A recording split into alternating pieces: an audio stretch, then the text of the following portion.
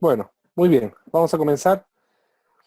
Eh, yo siempre acostumbro a hacer una oración para comenzar, así que si me acompañan, por favor. Querido Dios, te damos gracias por darnos el privilegio de ser parte de este proceso, Señor, de aprendizaje. Te pido, Señor, que tú nos ayudes a poder utilizar bien la tecnología para glorificarte y que este tiempo de reflexión sea un tiempo también en que adquiramos mayores herramientas para un mejor servicio para ti. Gracias, Señor, por este tiempo, en el nombre de Cristo Jesús. Amén y amén. Muy bien, hermanos. Yo les voy a pedir que, cosa que ya han hecho ahora, en realidad, que muteen sus micrófonos para que no haya acople. Y cuando deseen hablar, simplemente sin pedirme autorización, activan el micrófono y hablan. No hay ningún problema. Así que eso es para que no haya acoples en este sistema. Que dicho sea de paso, es un sistema excelente. La verdad que yo estoy súper asombrado de esta tecnología. Muy bien, hoy vamos a hablar sobre los medios de gracia. Nuestro módulo tiene que ver con eclesiología y vamos a hablar sobre medios de gracia. Eh, esta es una de las doctrinas más practicadas o que más se practican de manera natural. Sin embargo, es una de las menos estudiadas también dentro del sistema o de la teología sistemática. Los medios de gracia, vamos a partir por ahí, son medios o son los instrumentos ordinarios de la gracia, es decir, de las influencias sobrenaturales del Espíritu Santo en la vida de todo cristiano. Entonces, básicamente es que Dios ha destinado para el ser humano, para el cristiano, mejor dicho, medios por el cual Él va a derramar su gracia. Y esto es muy objetivo, esto no tiene que ver con una denominación, con un sistema doctrinal. La mayoría de los evangélicos estamos de acuerdo con que existen medios por los cuales el cristiano crece. Estos medios también son conocidos como los medios que Dios utiliza para nuestra santificación. La santificación es el medio por el cual Dios, o mejor dicho, la santificación es el proceso por el cual yo voy abandonando los pecados constantemente en dirección a Dios. Entonces es la forma en la que yo puedo confirmar que yo fui salvado por la gracia, que fui justificado, que fui regenerado, porque el siguiente paso es la santificación. Entonces, aquel que nace de nuevo, naturalmente tiene que crecer. Y es por eso que así como para un bebé o para un niño existe la comida para que pueda subsistir, existe un ambiente grato, para que pueda crecer psicológicamente estable y correctamente. Cuando nosotros vemos eso en un ser humano, también Dios utiliza esta misma idea de crecimiento entregándonos estos medios de gracia o instrumentos ordinarios de la gracia. ¿Por qué instrumentos ordinarios? Porque son comunes, porque son naturales, son accesibles. Cualquier cristiano puede acceder a estos medios. Entonces, cuando alguien le pregunta, ¿por qué digo que que esta doctrina es una doctrina muy practicada naturalmente? Porque cuando alguien le pregunta a alguien cómo uno tiene que crecer en la vida cristiana, rápidamente le contesta, hay que hacer nuestro devocional todos los días y hay que orar. Entonces todas las personas saben que una persona cristiana crece leyendo la Biblia, orando y congregándose. Pero últimamente nuestra iglesia evangélica ha caído un poco en el tema de que estamos buscando más bien experiencias sobrenaturales, especiales de Dios.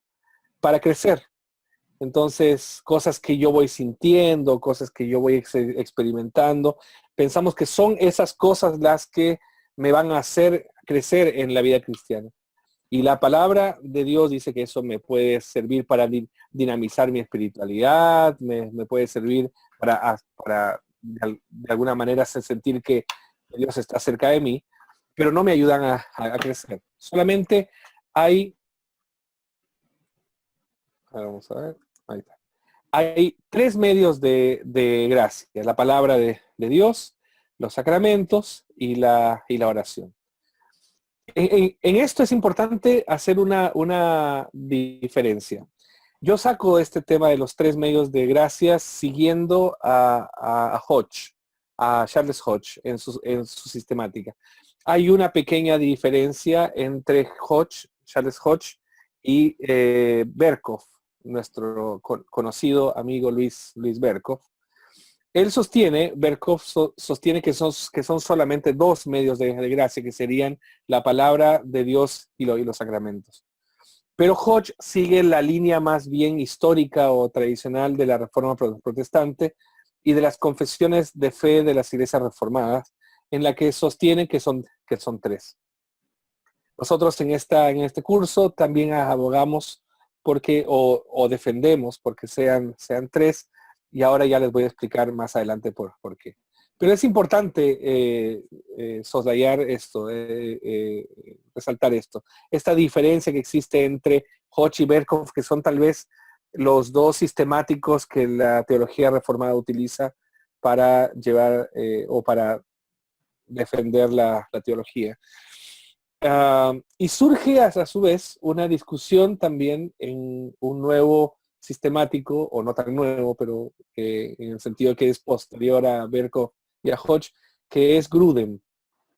Grudem plantea que no son solamente dos ni tres, sino que que son muchos más. No sé si la lista, si no me equivoco, son 19 medios de gracia en, en Grudem. Hay que verificar eso, pero él plantea que no es solamente la palabra de Dios, los sacramentos, la oración, sino también la iglesia, sino también la comunión. Hay un sinfín de medios que él propone como medios por el cual Dios también derrama su gracia.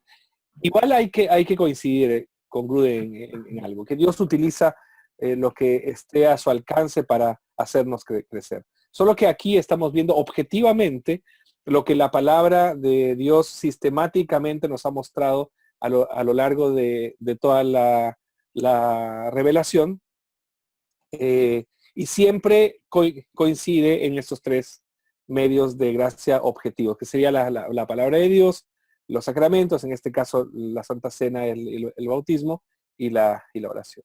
Entonces, dicho esto, creo que es importante decirlo, Hodge presenta tres, que es lo que nosotros seguimos, Berkhof 2 y Gruden menciona muchos más, y los otros sistemáticos también se alinean con alguno de estos tres. Muy bien, estos medios de gracia sirve para nuestro crecimiento espiritual. Entonces, la salvación, a diferencia de lo que algunos podrían pensar, la salvación no es el punto de llegada de la vida cristiana, más bien es el inicio de nuestra vida cristiana mediante un crecimiento constante rumbo a la santidad. Entonces, en ese sentido, Dios no nos llama, Dios no nos salva para ser felices, Dios no nos salva para ser sanos, Dios no nos salva para ser prósperos, Dios nos salva para ser santos. Y Romanos 1:7 dice eso, que fuimos salvados para ser santos. Por lo tanto, el objetivo de nuestra vida es ser consecuentes con el llamado que el Señor hizo en nuestra vida, es ser consecuentes con este nuevo nacimiento. Entonces, el objetivo que Dios tiene para nosotros es que cada vez más nosotros seamos como Cristo. Si hay una obsesión que Dios tiene con el cristiano, con su hijo, es que él se parezca a su Hijo Jesucristo. Y va a hacer lo imposible, va a darle bendiciones, triunfos, pero también fracasos, también pruebas, también circunstancias difíciles, también todo tipo de cosas con tal de que su hijo se parezca a su hijo Jesucristo. En este sentido, entonces, podemos ver que debe existir un crecimiento. Y para que haya este crecimiento, así como lo es con un niño, tiene que haber alimento, tiene que haber una dinamización de nuestra espiritualidad y tiene que haber una participación con otros. El ser humano es un ser sociable, por lo tanto necesita de otros seres humanos para crecer saludablemente. Así también el cristiano necesita de otros cristianos para crecer espiritualmente. Y así también nosotros necesitamos alimentarnos de la palabra y también dinamizar nuestra espiritualidad a partir de la oración. Por lo tanto, los medios de gracia, resumiendo, sirven para nuestro crecimiento espiritual. No hay otra cosa, no hay otra cosa que Dios haya entregado objetivamente al cristiano para su crecimiento espiritual que no sean los medios de gracia. Por lo tanto, eso es muy importante. Cuando los pastores predicamos, hermano, lea su Biblia, ore, congréguese, indirectamente lo que estamos haciendo es predicar los medios de gracia que Dios ha entregado en su palabra. Muy bien, el medio más importante es la palabra de Dios. ¿Por qué es el medio más importante? Porque los otros medios de gracia se basan en ella para ser eficaces. De hecho, los otros medios, la Biblia puede subsistir sin los otros medios de gracia, pero los otros medios de gracia dependen de la Biblia para existir, porque es justamente por ejemplo, los sacramentos es la palabra representada y la oración es la palabra interpelada o es la palabra eh, eh, eh, simbólica. En este sentido, entonces, es necesaria, es absolutamente necesaria para la salvación. En cambio, yo no necesito tomar la Santa Cena o bautizarme para ser salvo, pero sí necesito la palabra para ser salvo. ¿Por qué? Porque la misma palabra dice que la fe viene por el oír y el oír por la palabra de Dios. Entonces, yo puedo orar, la hermanita Juanita puede orar 10 años por su hijo, 20 años por su hijo, 30 años por su hijo, pero si no hay por intermedio de esta oración la palabra de Dios predicada en forma de una predicación, en forma de un devocional, en forma de una canción o de lo que sea, si no se entrega la palabra, no hay posibilidad de la conversión. Por eso, el medio más importante es la palabra, porque es absolutamente necesaria para la salvación.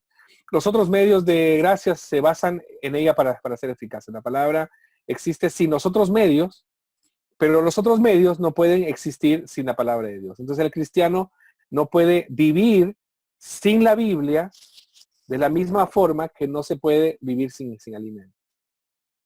Aquí nosotros encontramos un dilema, porque ¿para qué estamos con cosas? Todos nosotros hemos tenido nuestros tiempos, en nuestras épocas, en el que le hemos prestado más importancia a la palabra y épocas en el que no le hemos prestado tanta importancia. Hay épocas que hacemos los devocionales todos los días y hay épocas que no.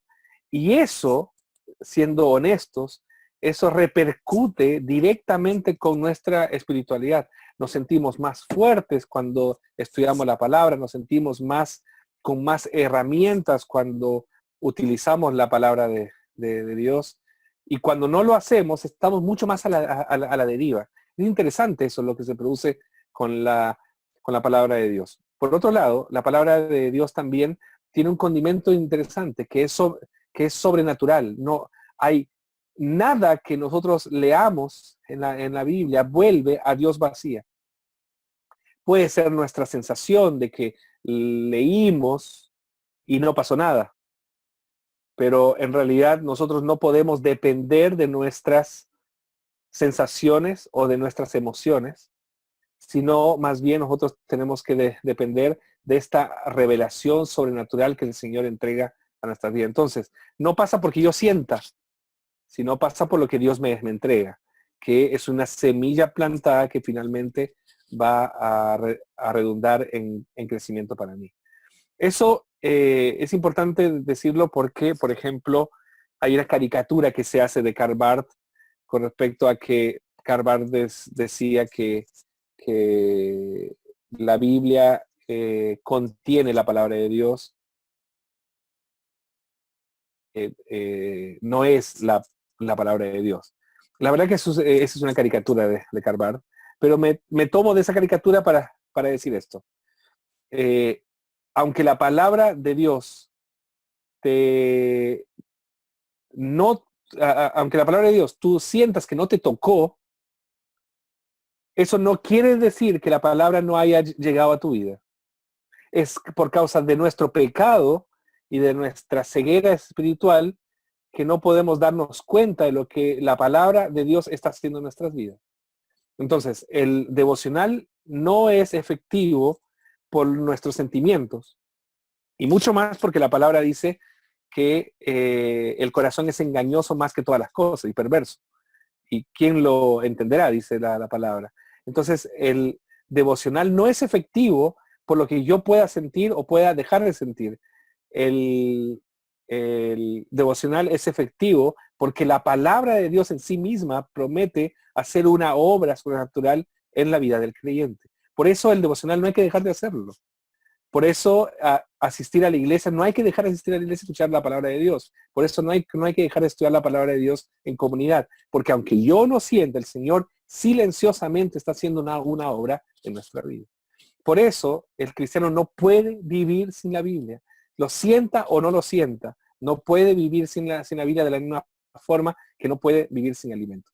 Y otra cosa que se produce es que cuanto yo más cerca estoy de Dios, más sediento voy a estar de su palabra. Cuanto más lejos estoy de Dios, más satisfecho conmigo mismo yo me voy a sentir y yo no voy a buscar la palabra de Dios. Entonces, una señal de que un cristiano está o está lejos de Dios es que no tiene sed por la palabra. Y una señal de que alguien está cerca de Dios es porque tiene sed de la palabra. Permítame un segundo, necesito ir a buscar un vaso de agua. Urgente.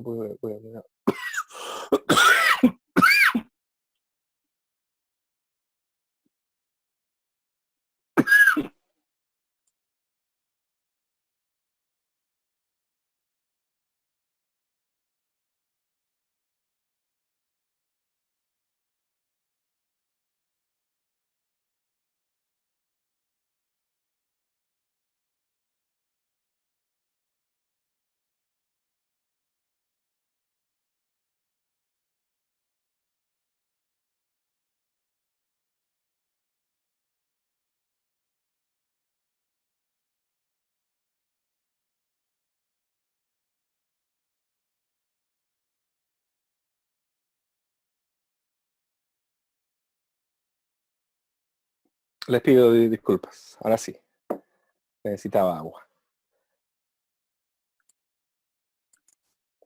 Muy bien, entonces hemos dicho esto acerca de la palabra de Dios, algo muy necesario. Muy bien, vamos a los sacramentos. Los sacramentos son dos, no son 7 para algún despistado por ahí. Son solamente dos. Sería el bautismo y la Santa Cena. No podemos descolgar. Esta es una visión reformada. Tengo que tengo que transparentar esta postura. Pero no podemos crear una discontinuidad en la historia de la revelación. Y no podemos discontinuar los sacramentos que existían en el Antiguo Testamento y los sacramentos que existen en el Nuevo Testamento. ¿Por qué? Porque si no, nosotros tendríamos un vacío ahí con respecto a la circuncisión y a la Pascua. Yo sé que no todos tienen esta postura, pero me gustaría al menos hacerles una introducción con respecto a esta postura más bien reformada. Para los judíos, una forma de ser parte, de formar parte del pueblo de Dios, o la forma, mejor dicho, que Dios estableció, es la circuncisión. Y la circuncisión fue un rito por el a los padres la posibilidad de entregarlo al sacerdote para que haga un corte del prepucio con derramamiento de sangre, y eso sería como una señal del único pueblo que lo hacía para pertenecer al pueblo de Dios. No solamente eso lo hacían los niños, también lo hacían los extranjeros. Los extranjeros que querían pertenecer al pueblo de Dios también tenían que circuncidarse. Un detalle anecdótico es que la palabra de Dios nos menciona que tenía que ser al octavo día. Y el octavo día, para el ser humano, es el único día en el que existe una muy buena cicatrización. Y es interesante como un detalle, ¿no? De por qué es en el octavo día.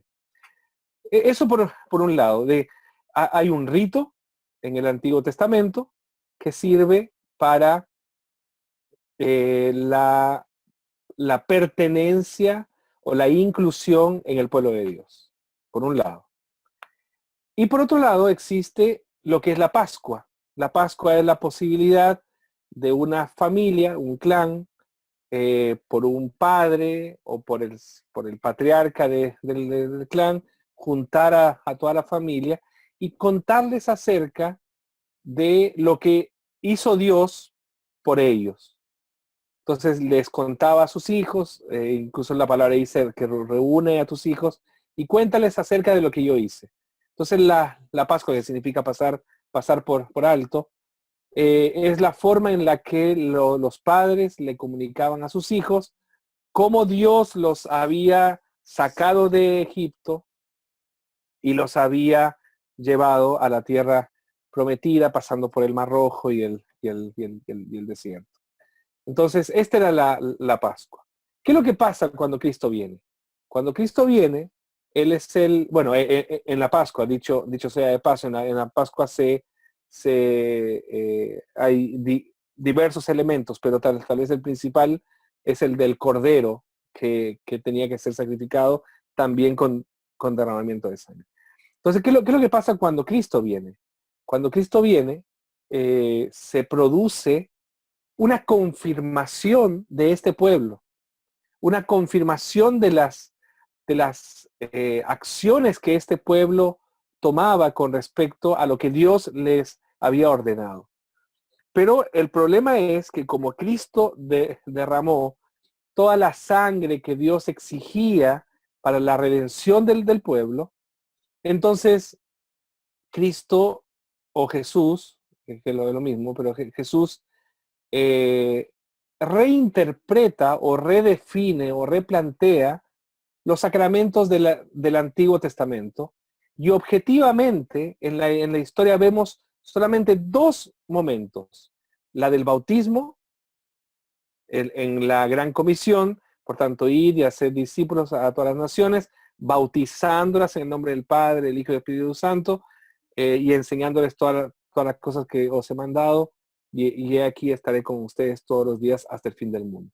Y ahí, en este hecho, dice, hagan discípulos. ¿Cómo los tienen que hacer discípulos? Integrándolos a través del bautismo y de la enseñanza. ¿Cuál era la forma en la que en el Antiguo Testamento se hacía? Por medio de la circuncisión. Pero como no va a haber más derramamiento de sangre, en el bautismo nosotros tenemos la continuidad de ese sacramento del Antiguo Testamento en forma de bautismo. Y ahora es en el nombre del Padre y del Espíritu Santo, perdón, del Padre, del Hijo y del Espíritu Santo, y con agua. Que sea con mucha agua, con poca agua, por inmersión, por aspersión, que sea para niños o no para niños, solamente para adultos, etcétera. Esa es una discusión que lo podemos dejar para otro momento, o si ustedes prefieren, seguir estudiando acerca del tema, yo no tengo ningún problema de en algún momento conversar sobre esto. Pero básicamente lo que nosotros vemos aquí es un principio. El principio es que hay una continuidad entre sacramento del Antiguo Testamento y sacramento del Nuevo Testamento. Por eso nosotros tenemos aquí también el tema de la Pascua. La Pascua como una forma de juntar a todos a toda la familia. Lo mismo, la Santa Cena se junta a toda la familia de Dios para recordar, así como en la Pascua, cómo los sacó Dios de Egipto. A nosotros también recordamos cómo Dios nos sacó a nosotros de la esclavitud, del pecado. Y nos está llevando a la Jerusalén celestial, así como para ellos era llevarlos a Canaán. Entonces hay una relación, no se puede desconectar, independiente que uno pueda estar de acuerdo incluso con la paido comunión o no, porque muchos con esta postura podrían decir de que así como en la Pascua, los niños participaban de la Pascua, entonces también, ¿por qué los niños no pueden participar de la Santa Cena? Y ahí entramos en el tema de que no, la Santa Cena es un tema de conciencia, etcétera, por lo que el apóstol Pablo también dice. Así que este es un tema que no nos vamos a meter, porque esta es simplemente una introducción, pero sí dejar claro que después del derramamiento de la sangre de Cristo, los sacramentos con sangre tenían que ser cambiados por sacramentos sin sangre. Y eso es lo que se produce entre el Antiguo Testamento y el Nuevo Testamento, particularmente con el bautismo y la Santa Cena. Aquí hay un tema interesante, porque ¿qué tan válido entonces es de que si esto es un medio de gracia, el bautismo no sea algo particularmente excepcional en la vida de una iglesia, una o dos veces al año? ¿Y qué tan importante es que la Santa Cena, por ejemplo, eh, se haga una vez al mes en algunas iglesias y una vez al año incluso en otras iglesias? A mí me parece que hacerlo una vez al año en algunas iglesias es un descuido de este medio tan importante por el cual Dios entrega, derrama su gracia en la vida de un creyente. Incluso salta a esta discusión un tema tal vez súper importante que me gustaría que tal vez ustedes puedan discutirlo con sus pastores o con sus líderes. De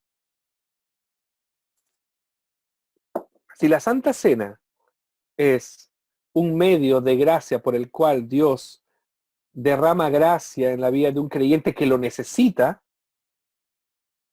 ¿por qué a un disciplinado, a una persona que está en disciplina,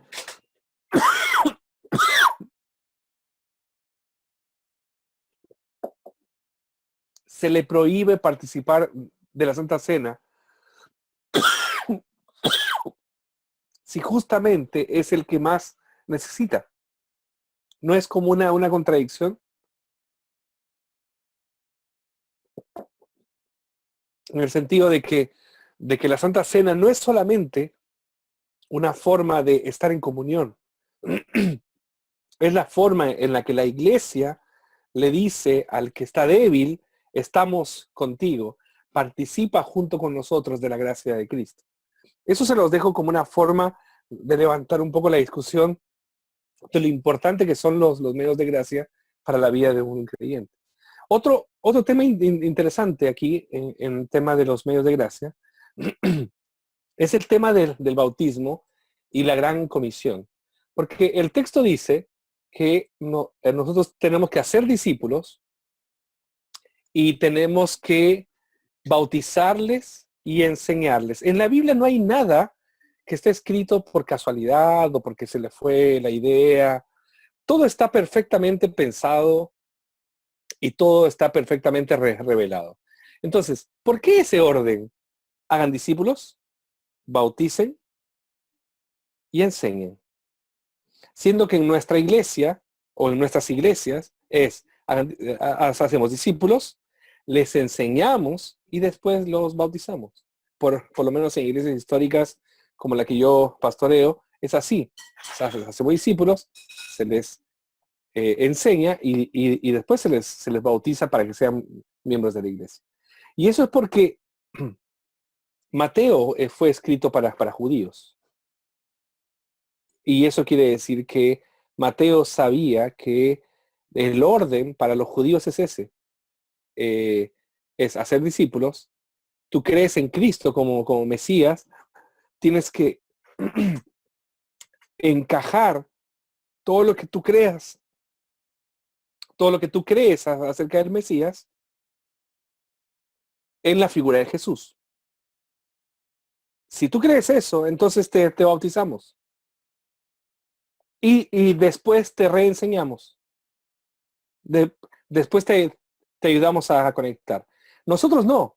Nosotros los gentiles no sabemos nada acerca del Mesías. A nosotros no nos enseñaron desde niños la esperanza del Mesías. Por lo tanto, a nosotros la gran comisión se invierte. Yo me entrego a Cristo y tengo que ser enseñado para ser bautizado. Entonces es importante este orden escritural, en el sentido de que el bautismo debería ser una práctica mucho más dominical, mucho más mensual en la vida de la iglesia. Cuando una iglesia es saludable y hay personas que van entrando a la vida de la iglesia, deberíamos practicar el bautismo no como un hecho necesariamente muy aislado de la vida de la iglesia, sino como algo tal vez mucho más cotidiano. Lógicamente, en la esperanza de tener una iglesia que esté creciendo constantemente, obviamente. Entonces ahí tenemos el tema del bautismo en la Santa Cena y algunas preguntas que yo levanto para nuestra curiosidad intelectual, nuestra curiosidad teológica, y que ciertamente las respuestas le pueden dar un matiz diferente también a nuestra iglesia y a nuestro ministerio.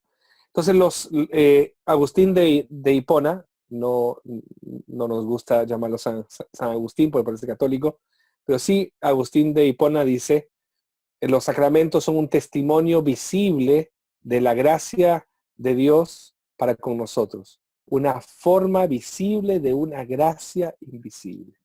Una forma visible de una gracia invisible. Muy bien. Y la última que nosotros tenemos aquí es, déjenme.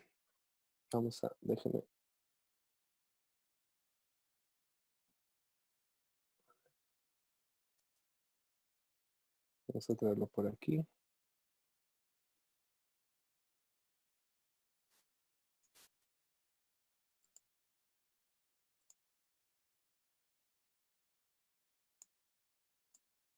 Porque no lo veía. Ahora sí. El tercer medio de gracia y en el que están en disputa Berkhoff y Hodge es la oración. Nosotros sostenemos, junto con las confesiones más tradicionales de las iglesias históricas, que la oración es un medio de gracia porque por ella se comunican las influencias vivificadoras y santificadoras del Espíritu Santo en nuestras almas. Quiero simplemente darles una idea muy básica para que nos demos cuenta de por qué nosotros consideramos la oración como medio de gracia. Cuando uno está angustiado y ora, por alguna razón sobrenatural, que nosotros ya llamamos influencias vivificadoras y santificadoras del Espíritu Santo, nosotros salimos de la oración con paz. Aunque el problema continúa persistiendo o subsistiendo o existiendo. Pero nosotros, por alguna razón sobrenatural, tenemos paz. Esa es la forma en la que Dios derrama su gracia en la vida del creyente. Por eso nosotros decimos de que la oración no es un mero trámite en el que nosotros le contamos a Dios nuestras circunstancias difíciles o la verbalizamos, sino es una forma en la que Dios nos visita y nos entrega de su amor, de su gracia, de su paz, de su soberanía en nuestras vidas para tener la tranquilidad de que Él tiene el pleno control de nuestras circunstancias. Pero este es un tema porque la oración es un privilegio de los hijos. La oración no es un privilegio de cualquiera. De hecho, si nosotros nos vamos a Mateo 6:9, el texto cuando nos habla sobre el Padre Nuestro, el texto dice, ustedes pues orarán así. Pero cuando dice ustedes pues orarán así, está enmarcado dentro del Sermón del Monte, de Mateo 5 al 7. Y si ustedes se fijan bien, Mateo 5, cuando comienza el Sermón del Monte, dice, y viendo la multitud, vinieron a ellos sus discípulos y sentándose les enseñaba a ellos. El Sermón del Monte estaba dirigido a los discípulos.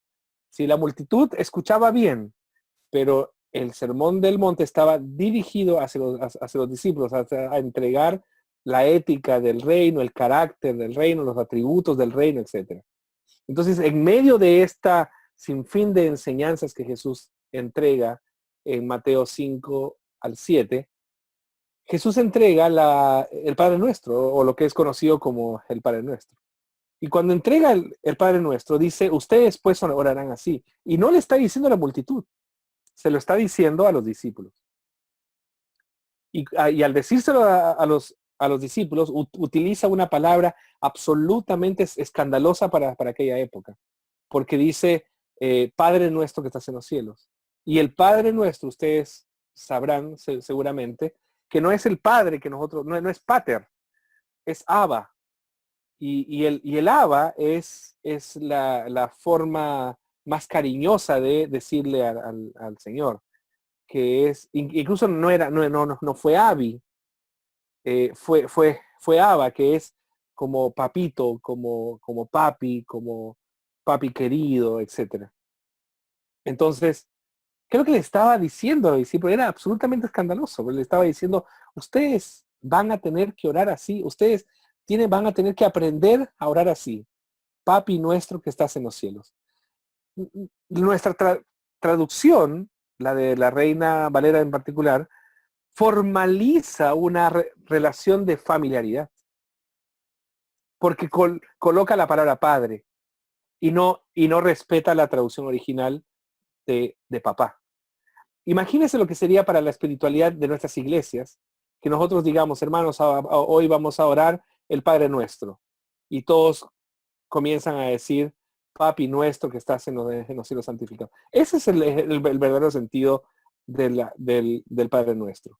Entonces, cuando hablamos de oración, hablamos de un privilegio que Dios le concede a sus hijos en una relación de familiaridad, cariño, espontaneidad y amor.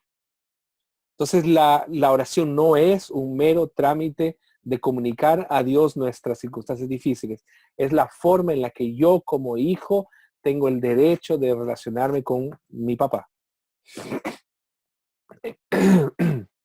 En este sentido, entonces, decimos que la oración es una forma de acercarnos a Dios. Es la mejor forma de acercarnos a Dios por esta relación de familiaridad.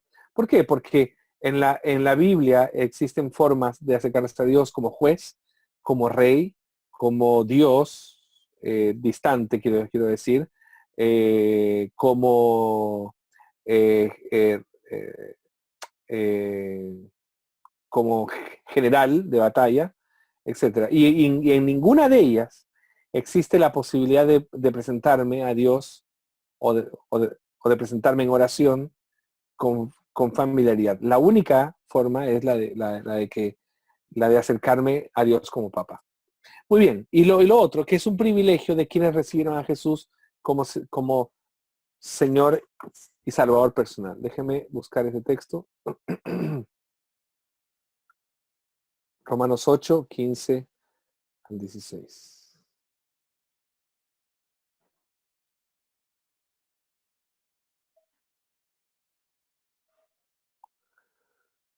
Romanos 8, 15 al 16.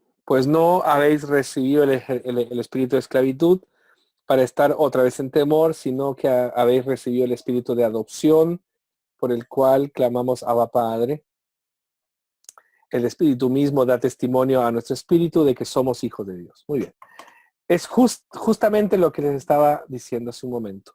El versículo 16, antes de explicar el 15, el versículo 16 dice que el espíritu mismo, el espíritu de santificación, es el que da testimonio a nuestro espíritu de que somos hijos de Dios. Entonces, cuando oramos, Dios le comunica a nuestro espíritu, a través de su espíritu, que somos hijos de Dios y que podemos entrar confiadamente al trono de su gracia. Pero cuando estamos en relación con el Señor, nosotros no podemos tener una actitud llena de formalismos, llena de repeticiones. Jesús también criticaba eso, sino que tenemos que tener una actitud en la que se relaciona un hijo o un pequeño hijo con su papá, que sabe que lo puede todo. Y la palabra Abba Padre justamente es la palabra similar a la del Padre Nuestro. Y lo interesante es que es una relación que se construye, no es una relación natural, porque es la relación de una adopción. Yo tengo un papá que ha sido un buen papá. Yo tengo un papá que siempre fue un ejemplo para mí. Me educó bien, me dio lo que yo necesitaba. Es un ejemplo para mí, etcétera. Y aún así, siendo un buen papá, yo no logro entender la gracia de Dios como lo entiende un adoptado. Porque un adoptado no es hijo natural. Un adoptado es alguien que otra persona lo eligió para ser su hijo. Y que a pesar de no ser su hijo natural, decide que ese niño sea su hijo y lo trata como hijo, lo cuida como hijo, le enseña como hijo, lo ama como hijo. Entonces, es interesante cómo el modelo de paternidad que Dios tiene para con nosotros es el de la adopción, no es el de la paternidad natural. Y yo no logro entender la gracia de Dios porque mi padre me tiene que amar porque yo soy su hijo. Pero el padre que adopta no tiene la obligación de amarme, pero me ama. Eso es gracia. Eso es gracia. Entonces, cuando yo me encuentro pastoralmente con chicos adoptados y tienen una crisis, y digo, tú entiendes más la gracia de Dios que yo. ¿Por, por qué? Porque mi padre me tiene que amar. En cambio, tu papá decidió amarte. Eso es muy interesante, porque entonces la forma en la que yo me acerco a Dios es una relación, perdón, es una relación que se construye a través de un proceso. Eso es muy interesante, porque se construye a partir de una relación que va profundizándose en amor, va profundizándose en cariño, en empatía, en entrega, en compromiso, en incondicionalidad, etc. Y es muy interesante porque es la forma en la que nosotros tenemos que entregarnos a Dios. Por eso el texto dice, ya Dios no les ha dado un espíritu de esclavitud, sino de que habéis recibido el espíritu de adopción, por el cual clamamos Abba Padre. Entonces nos dice, eh, clama confiadamente, porque en ese clamor Dios va a derramar una vez más su gracia que Él decidió entregar para que tú puedas sentirte hijo. Por eso después dice, el Espíritu mismo da testimonio a nuestro espíritu de que somos hijos de Dios. Entonces, la oración, para terminar, la oración es la forma en la que nos acercamos a Dios en que confiamos en Él, en que confiamos en su palabra, en que confiamos en su carácter. Dicho sea de paso, nosotros podemos torcer la mano de Dios. La oración sirve para torcer la mano de Dios. La palabra de Dios dice que Dios es soberano y Dios no cambia. Por lo tanto, Dios tiene ya estipulados su voluntad, Dios tiene estipulados sus decretos. Entonces, cuando yo oro, yo no cambio a Dios. Dios me cambia a mí. Dios permite que yo tenga la fe necesaria para creer que Él va a hacer lo mejor para mí. Isaías grafica bien esto cuando dice que Dios dice que los que esperan en Jehová, los que obviamente oran al Señor y esperan en Él, dice que Dios les da alas como las águilas. ¿Para qué? ¿Para volar? No, Dios les da alas como las águilas para ver lo que Él ve. Porque al final nosotros estamos frente a un árbol, no conseguimos ver el bosque y Dios nos invita cuando oramos, ven y ve lo que yo veo. Yo veo el bosque, tú ves el árbol. Entonces, la oración trae a nuestra vida la convicción de que Dios sabe lo que está haciendo. Nosotros no le cambiamos la voluntad de Dios. Él nos cambia nuestra voluntad. Nosotros no oramos para cambiar a Dios. Nosotros oramos para ser cambiados por Él. Nosotros no oramos para torcerle el brazo a Dios, sino para que nuestra mente pueda someterse a la mente de Cristo. Muy bien, entonces es por eso que la oración es un medio de gracia. Tres cosas entonces, o mejor dicho, tres medios de gracia para terminar. La palabra de Dios es el medio más importante. ¿Por qué? Porque todos dependen de ella para existir, pero la palabra puede existir sin los otros medios. Y también porque necesitamos de ella para conocer a Cristo. Los sacramentos no se puede desconectar,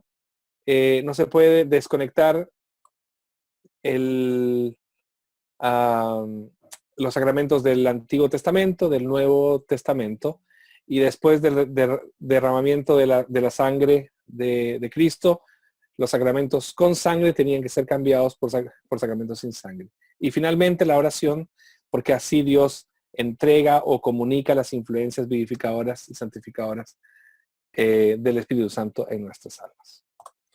Eso. Que el Señor les bendiga.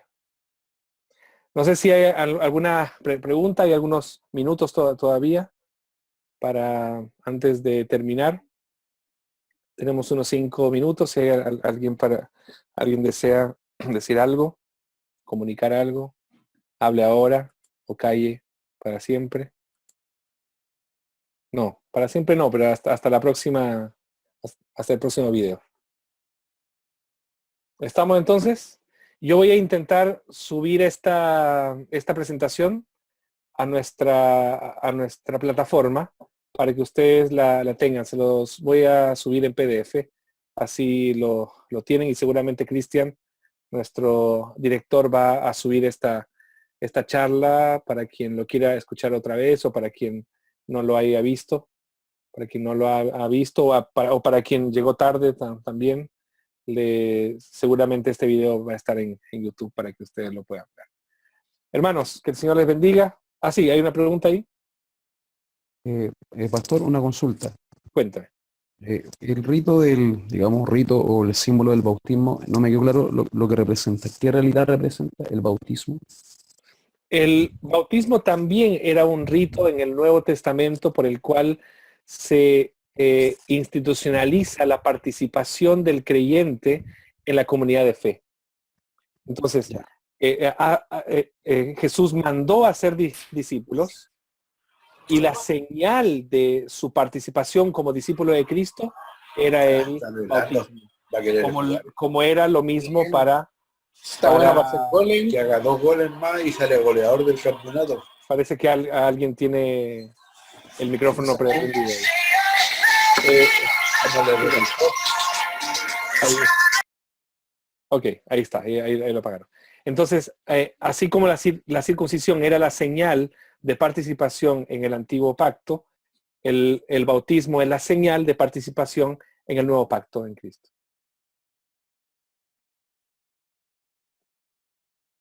¿Sí? ¿Quedó claro? Sí, pastor, me quedó claro. Ahí sí. Excelente. Muchas gracias, Miguel. Eh, Bueno, hermanos, sí, Aló, pastor, lo que pasa, la última actividad sale de esto, ¿cierto? Es un resumen de esto. La tercera sí, actividad. sí, sí, justamente. Sí, justamente.